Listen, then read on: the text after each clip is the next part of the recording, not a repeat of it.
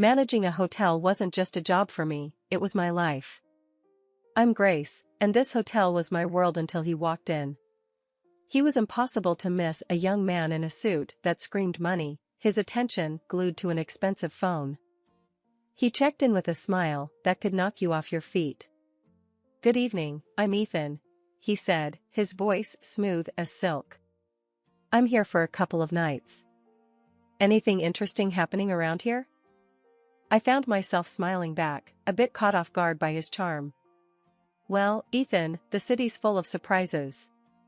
"Depends on what you're looking for," I replied, handing him his key. Our chat was brief, but it sparked something. Maybe it was his curiosity, or the way he seemed genuinely interested when I spoke. He didn't stay long, but when he checked out, he left a note. "Enjoyed our talk. Care to continue it over dinner?" It read. I hesitated, not used to mixing work with my personal life. But something about him drew me in. We met at a local restaurant, a cozy place where the chatter and clinking glasses made it feel like a bubble away from the world. "You really have this place dialed in, don't you, Grace?" he said with a smile as we sat down. I laughed, feeling oddly at ease. "Guess you could say I've had some practice." Dinner flew by as we talked about everything and nothing. He was an open book, or so it seemed, sharing tales of his travels and investments.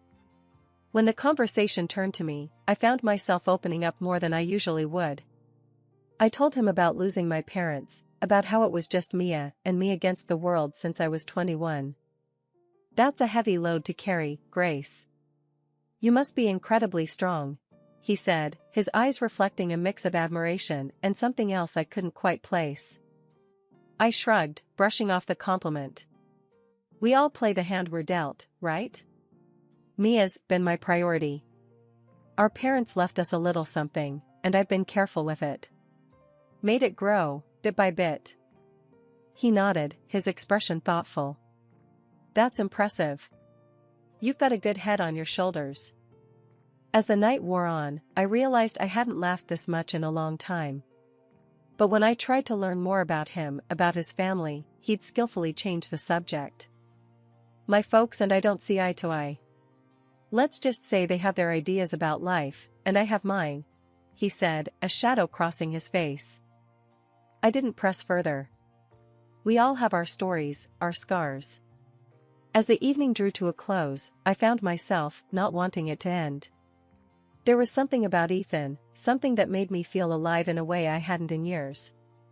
My life with Ethan felt like a whirlwind, each day a new adventure, every moment spent together filled with laughter and dreams of the future. He had this way of making the ordinary seem extraordinary, turning simple dinners into unforgettable evenings.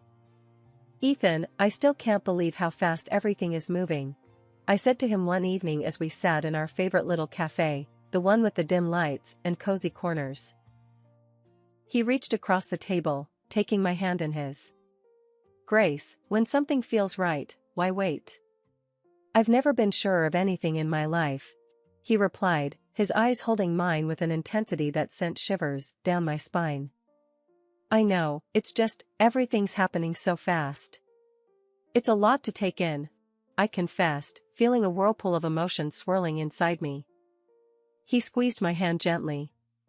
"I get it, but trust me, Grace. I'm here for the long haul. I want to build a life with you, a future. And I want to start by making our wedding day the most memorable day of our lives." The way he spoke about our wedding, with such passion and certainty, it was hard not to get caught up in his vision. He painted a picture of a day so lavish and beautiful it took my breath away. "Imagine it, Grace.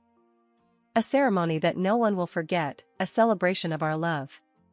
It's going to be perfect," he said, his voice filled with excitement. "And the honeymoon? You mentioned something about the most expensive hotel in the world?" I asked, a mix of curiosity and apprehension in my voice.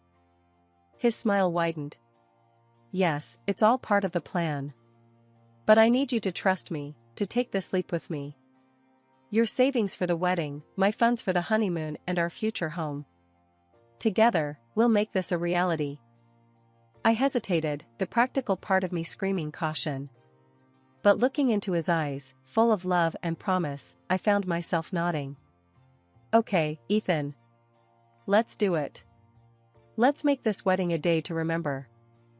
As the weeks flew by, the wedding preparations became all-consuming. Ethan was a man of action, taking care of every detail, ensuring that our day would be nothing short of spectacular. And as I watched him, so full of life and determination, I couldn't help but fall even deeper in love. Ethan, you're amazing. The way you're handling everything, I don't know how to thank you, I said to him one evening, as we reviewed the list of guests and the lavish menu he'd planned. He pulled me close, his arms wrapping around me. Grace, seeing you happy is all the thanks I need. This wedding, it's just the beginning. Our life together is going to be even more beautiful.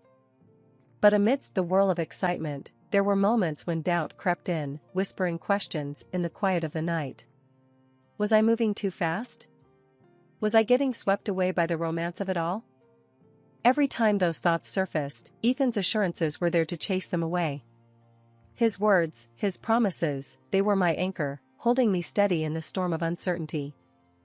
The wedding prep had my days packed, but amidst the whirl of cake tastings and flower selections, I knew I needed Mia, my sister, my confidant, by my side.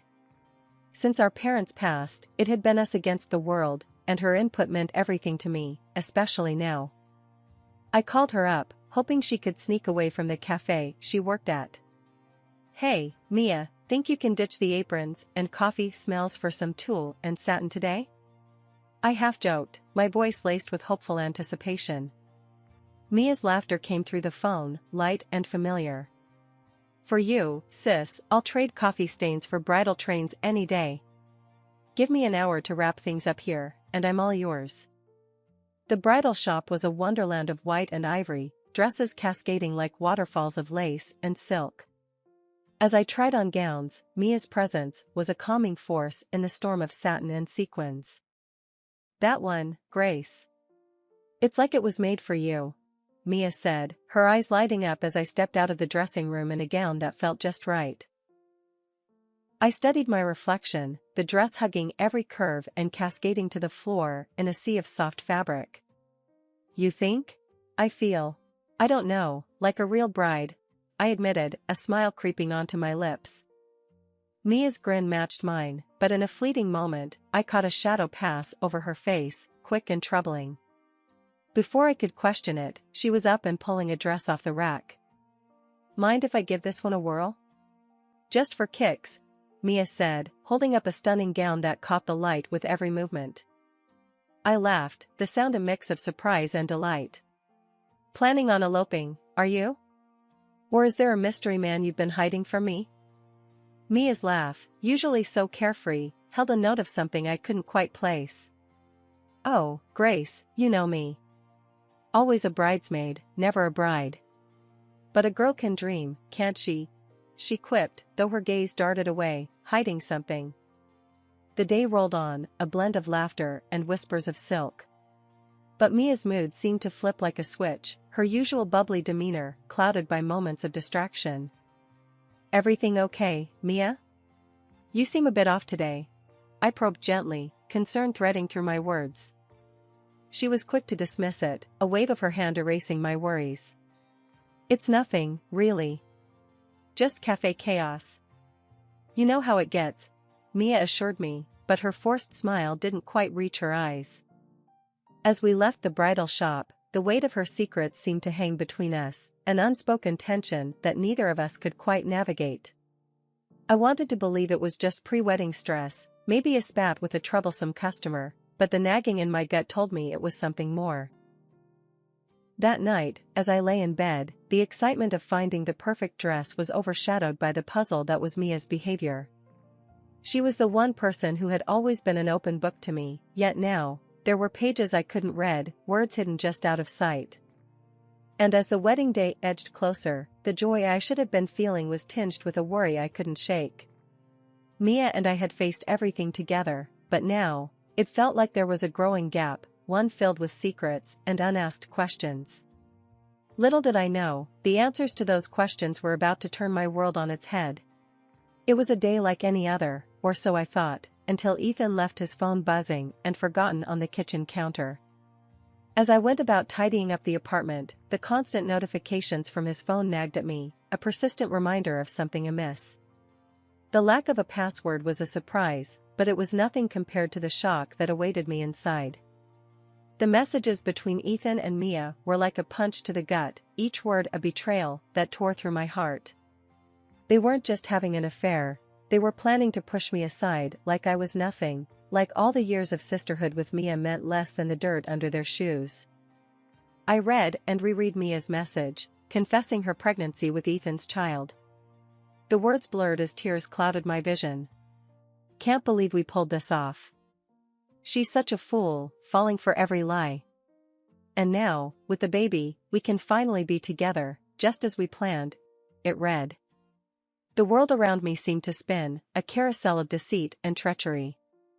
Ethan's reply was no better, declaring his love for Mia and his eagerness to see me humiliated, ousted from my own wedding. She's just a naive cash cow. Can't wait to get rid of her and start our real life together. This wedding will be perfect, thanks to her money, he wrote. I sat there, the phone heavy in my hand, a storm of emotions raging within me. Betrayal, anger, disbelief, they all fought for dominance, but above all, a cold determination began to take root. They thought they could use me, discard me like an old toy? I'd show them the price of underestimating Grace Anderson. When Ethan returned, his carefree demeanor was like a slap in the face. Hey, babe, did I miss any important calls? He asked, casually picking up his phone. I forced a smile, my insides churning with anger. Nope, just the usual stuff. Busy day? I replied, my voice steady, despite the turmoil within. He flashed that charming smile, the one I now knew was nothing but a mask. As always. But nothing's more important than coming back to you, he said, leaning in for a kiss I had to force myself not to recoil from. From that moment on, I played the part of the oblivious fiancé to perfection. I smiled, I nodded, I went along with the wedding plans. But behind the scenes, I was planning my revenge on the two people who had betrayed me in the worst possible way. Each passing day was a test of my will, a balancing act between the role I had to play and the fury that burned within. But I wouldn't let them see me break. I'd bide my time, and when the moment was right, they'd learn the true cost of their treachery. And as I lay in bed each night, the image of Ethan and Mia's deceitful faces etched into my mind, I made a silent vow. They would pay for what they'd done, and their twisted game would be their undoing. I was no longer just the jilted fiancé, I was the architect of their downfall, and my revenge would be meticulous, calculated, and oh so sweet. The days leading up to the wedding felt surreal. On the surface, everything was perfect, the flowers, the guest list, the dress. But beneath the facade of perfection was a storm brewing, a tempest of anger and betrayal that I held tightly within. Ethan was his usual self, all smiles and affection, blissfully unaware of the storm he was about to sail into. Grace, everything's coming together so beautifully.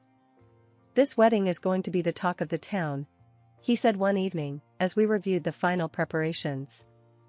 I nodded, my smile practiced and polished. Yes, it's going to be a day to remember, I replied, the words laced with a meaning he couldn't possibly grasp. Mia was harder to face. The sister I had loved and protected was now a stranger, her every word and gesture a reminder of her betrayal. Yet, I kept my mask firmly in place, the mask of the loving sister, blissfully ignorant of the knife she had planted in my back. Grace, you're handling everything so well.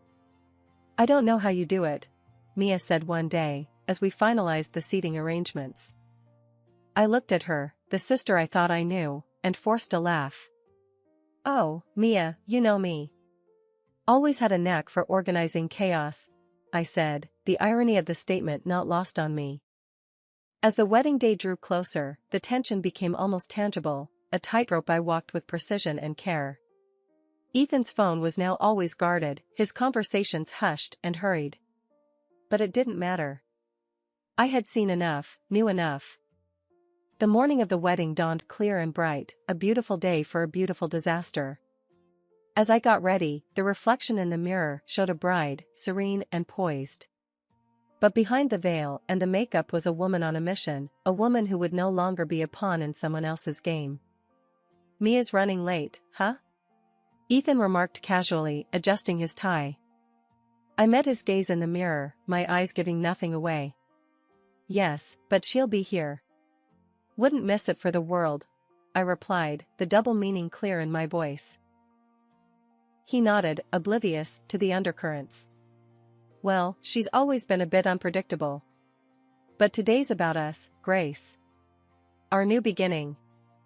I turned to face him, my smile a masterpiece of composure. "Yes, Ethan. A new beginning indeed," I said, my heart steeling itself for what was about to come. And as I walked down the aisle, the eyes of friends and family on me, I knew that this was it. The calm before the storm was over, and the reckoning was about to begin. The vows were waiting, the guests were watching, and the stage was set. It was time for the truth to come crashing down, and for the real show to begin. Standing next to Ethan in front of the priest, my heart was a mix of hope and trepidation. The words of the vows hovered in the air, a promise of forever that was about to be shattered in the most brutal way. The guests, unaware of the storm about to break, watched us with smiles and teary eyes. But then, the unimaginable happened. Mia, dressed in a bridal gown that mirrored my own, stormed down the aisle. Her eyes locked on mine, not with sisterly love, but with a cold determination that chilled me to the bone. "Move aside, Grace. I'm the one who deserves to be here.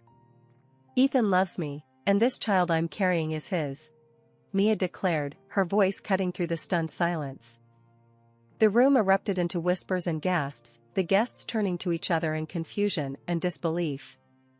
Ethan, rather than showing any sign of shock or remorse, let out a hearty laugh, his true colors shining through the polished facade. "Well said, Mia. Grace, you've been a good host, but this is where your part ends. Why don't you join the audience? This is Mia's moment now," Ethan jeered, his words dripping with mockery and contempt.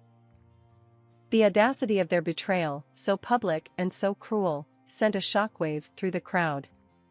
But as the reality of the situation sank in, my reaction surprised everyone, including myself. I looked at Ethan, then at Mia, and smiled. Of course, why not? I wouldn't want to miss the show. After all, I did pay for it, I said, my voice calm, betraying none of the turmoil inside me. Mia and Ethan exchanged a confused glance, clearly not expecting such a composed response. The guests, too, were baffled, their eyes darting between us, trying to make sense of the surreal scene unfolding before them. As I gracefully took a seat among the guests, my head held high, the whispers grew louder. What's she up to? Is she really going to let this happen? The questions buzzed around the room like a swarm of bees, but I remained serene, a statue amidst the chaos. Ethan and Mia, now standing together at the altar, looked unnerved. My calm demeanor had thrown them off, their plan to humiliate and discard me not unfolding as they had anticipated. What's your game, Grace? Why are you so calm? Ethan asked, his voice a mix of curiosity and concern. I met his gaze, my smile never wavering. No game, Ethan. Just enjoying the fruits of my labor. Please, proceed. I'm eager to see how this plays out, I replied, my words a velvet-covered dagger. The ceremony resumed, but the atmosphere had shifted. The guests watched in a mix of shock and anticipation, unsure whether they were witnessing a wedding or the prelude to a dramatic reckoning. As Mia and Ethan exchanged vows, the words felt hollow, a mockery of the sacred promise they were supposed to represent. And as I sat there, surrounded by friends and family who were struggling to comprehend the spectacle, I knew that this was just the beginning. The real show was yet to come, and Mia and Ethan, in their arrogance and deceit, had just secured front-row seats to their own downfall. As the priest asked if anyone objected, the doors burst open. A woman, older and more worn than either Ethan, stormed in, her eyes blazing with fury. Stop this wedding right now, she demanded, her voice slicing through the silence like a knife. Ethan's face turned ashen, his eyes wide with shock. Catherine? What are you doing here? He stammered, the mask of the perfect groom slipping away. Catherine, Ethan's legal wife, as I had discovered, marched up to the altar. I'm here to stop you from making a bigger fool of yourself and these people. Grace, you deserve to know the truth, she said, turning to me with a sympathetic look. The guests murmured among themselves, the scandal unfolding before them more gripping than any soap opera. Mia clutched her stomach, her face a mask of shock and fear. Catherine continued, her voice firm and clear. Ethan is a liar and a cheat. He's in debt up to his ears, his investments failed, and he's been using you all to dig himself out of his hole. And Mia, you poor girl, you're just another pawn in his game. The room erupted into chaos, the guests rising from their seats, the whispers growing louder. Ethan tried to speak, but his words were drowned out by the uproar. I stood up, my heart pounding, but my voice steady. There's more, I announced, silencing the room. I hired a private detective after I discovered Ethan and Mia's affair. Not only is Ethan already married and drowning in debt, but he's also been hiding a daughter, a child he's never supported. Mia's face crumpled, the reality of her situation crashing down around her. Ethan, is this true? Tell me she's lying, she pleaded, her voice breaking. Ethan, now pale and defeated, had no words. His lies, his deceit, all laid bare for the world to see. But the final blow was yet to come. As the guests processed the revelations, Ethan's parents, two stern and imposing figures, entered the room. I had reached out to them, told them everything. And now, they were here to confront the son who had brought shame to their name. Ethan's father, a man of few words, spoke with a voice that resonated with disappointment and anger. Ethan, you are no son of mine. Your actions today and in the past have shown your true character. You are cut off from our family and our fortune. As the room settled into an uneasy silence, I looked at Ethan, Mia, and the shattered dreams they had tried to build on a foundation of deceit. The pain of betrayal still throbbed in my heart, but standing there, amidst the ruins of what was meant to be my happiest day, I knew that this was not the end of my story. In the aftermath, I found myself in the cold halls of justice, seeking reparation for the damage Ethan had caused. The courtroom felt like another world, a place where the pain and humiliation I had endured were translated into legal jargon and paperwork. Ethan, you've not only broken a promise, but you've also shattered trust and exploited generosity. You owe me more than just an apology. You owe me compensation for turning my life upside down, I stated firmly, my voice echoing in the quiet courtroom. The judge's gavel sounded like thunder in the tense silence. The court finds in favor of the plaintiff.